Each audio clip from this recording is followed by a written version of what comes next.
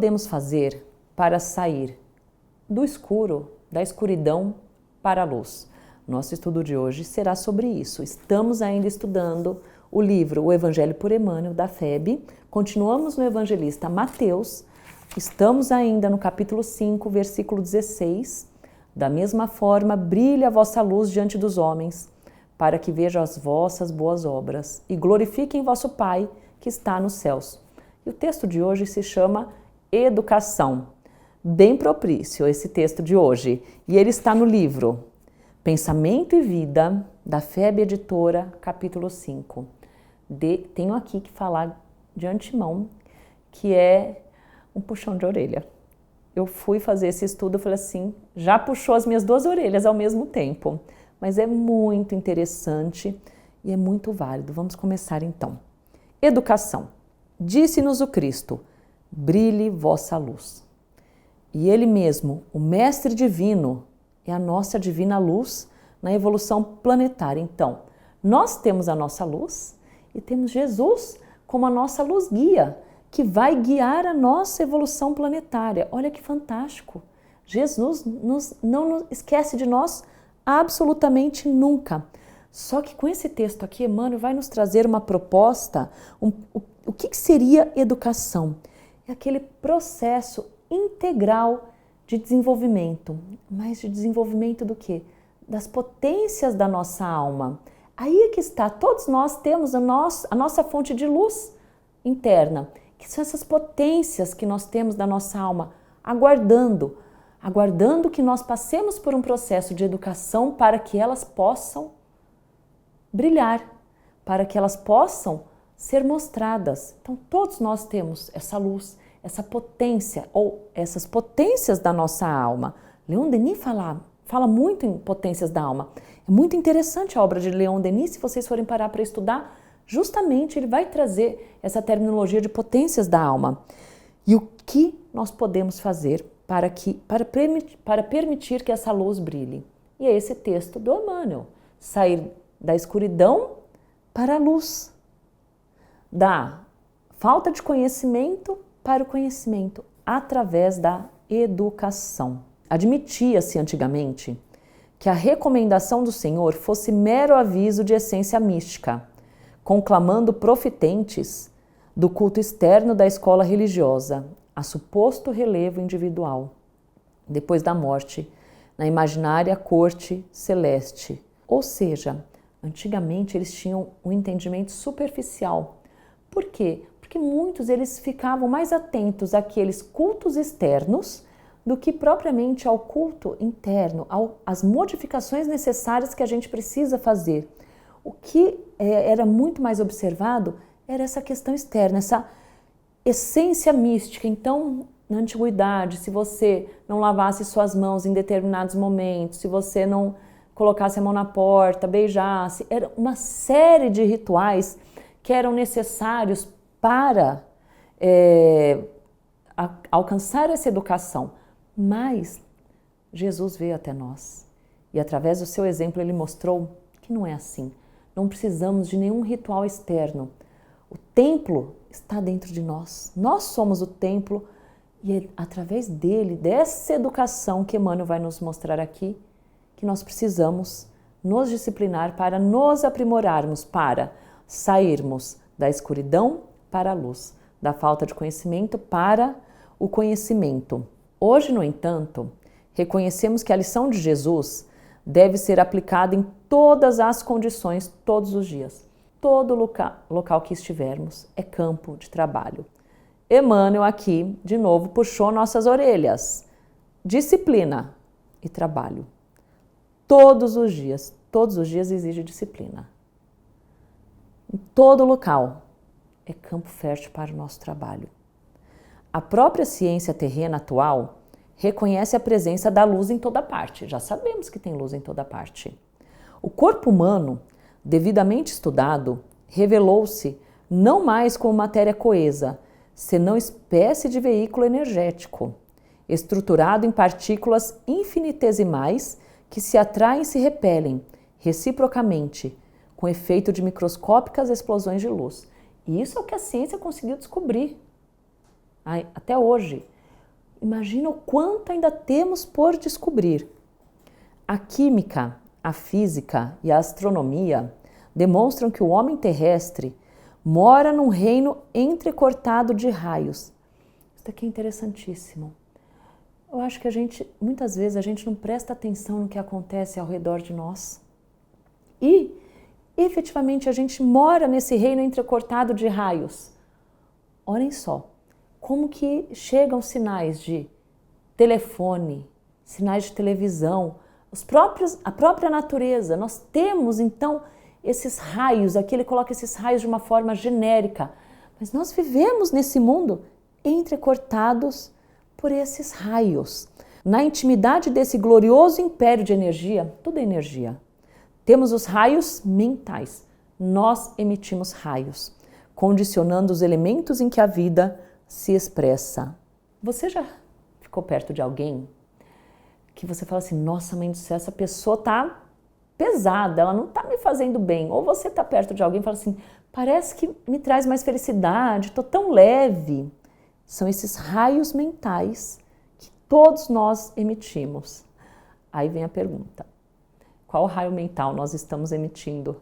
A pessoa que está ao nosso lado quer ficar perto de nós ou ela vai dando desculpa e vai saindo de fininho, se afastando? A partir daí a gente consegue perceber qual que é a qualidade dos nossos pensamentos e dos nossos raios, mas não se esqueçam. O raio mental que a gente emite através do nosso pensamento, ele atinge o próximo, mas ele nos atinge principalmente. E é por isso que a gente precisa, através da educação, modificar. O pensamento é força criativa, não temos dúvida. Pensamento é matéria, ele cria. A exteriorizar-se da criatura que o gera, por intermédio de ondas sutis. Então, eu começo aqui uma linha de pensamento, que é uma força criativa, que ele vai se exteriorizar a partir de mim que estou gerando, por intermédio de ondas sutis, em circuitos de ação e reação no tempo, sendo tão mensurável como o fotônio, que arrojado pelo fulcro luminescente que o produz, percorre o espaço com velocidade determinada, sustentando o hausto fulgurante da criação. Hoje nós já conseguimos, quando ele fala nesse fotônio, hoje a gente já consegue medir essa energia, essa caloria do Sol. Então, do mesmo jeito que a gente consegue medir isso, que anos atrás nós não poderíamos nem imaginar, mesma coisa do pensamento.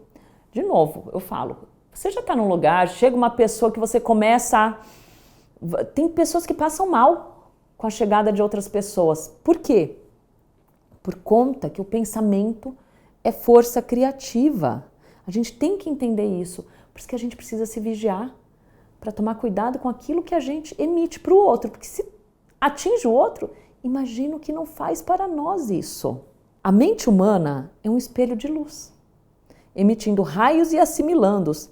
Repetimos, ou seja, tudo aquilo que a gente emite volta para nós. É um espelho. Esse espelho, entretanto, jaz mais ou menos prisioneiro nas sombras espessas da ignorância, à maneira de pedra valiosa, incrustada no cascalho da furna ou nas anfractuosidades do precipício.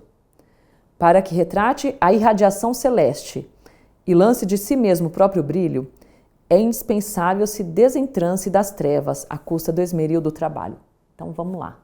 Como a gente, quando procura o diamante, a gente acha o diamante lindo daquele jeito? Não. Como será que os escultores fazem aquelas peças lindas? É através do trabalho. Então eles pegam, muitas vezes, vamos voltar à antiguidade, eles pegavam pedras e através do trabalho de lapidação faziam simplesmente coisas maravilhosas.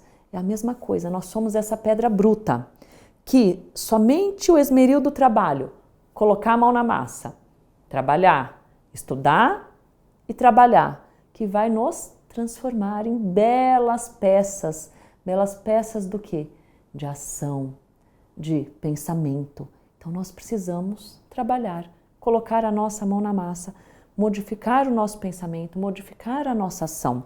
E Emmanuel lá no começo já alertou, todas as condições e todos os dias, exigindo sempre a disciplina. Reparamos assim a necessidade imprescritível da educação para todos os seres. Ninguém brilha somente com a cultura. Precisa trabalhar e estudar. Lembremos-nos de que o eterno benfeitor, em sua lição verbal, fixou na forma imperativa a advertência a que nos referimos. Brilhe a vossa luz. Porque Jesus, quando fala brilhe a vossa luz, ele está falando, você tem uma luz e ela vai brilhar, mas você precisa fazer a sua parte, o seu trabalho. Isso quer dizer que o potencial de luz do nosso espírito deve fulgir em sua grandeza plena. E semelhante feito somente poderá ser atingido pela educação que nos propicia o justo burilamento. Instrução não é a mesma coisa que educação. Levar os nossos filhos à escola, fazer o que nós fizemos de irmos à escola, aquilo é instrução. A educação é muito mais do que a instrução. A educação, ela não é de fora para dentro. Não é essa instrução que a gente recebe de fora para dentro, ela é de dentro para fora.